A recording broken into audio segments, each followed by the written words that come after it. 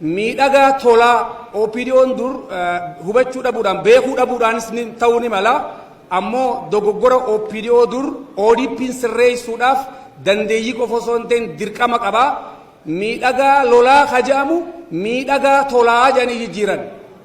Ammoo miidhagaa tolaa ta'uu hin danda'u. Akkuma calanqoo lolaa calanqoo tolaa ta'uu hin dandeenyetti miidhagaa lolaatis miidhagaa tolaa ta'uu hin danda'u.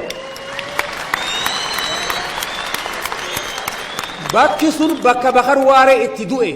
Bakar Waaree guyyaa 20 guutuu calanqoo irratti lolchiiseet miilli irraa muramee miilli isaa muramuullee osoo hin beekne fardi farshaanee gulufeenii kararraa dhufe deemanii farda wanni farshaansisu ciincaa reefa guyyaa 20 buleetii fi baaruda madaafaa hawlin laaqame kun farda qaba osoo hin ta'in leenca macheessa.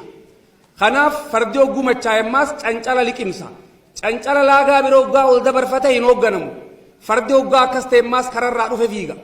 Fardi isaa gamasii waan dhufeef fiigeeni iyya bakka juu qabaniini achi fadis geessanii bakka miilirraa muramee wal'aansa jirutti nama 1000 eega walitti qabate booda lamada loluudhaaf itti dhaqqabanii dhaamsi harkatanii warri bassaasu nam 1000 wajji du'e miidhagaa lolaatti bakka saniif miidhagaa lolaa ta'ee bikki sun bakka siidaa barbaaddu malee bakka maqaa jijjiiruu miti.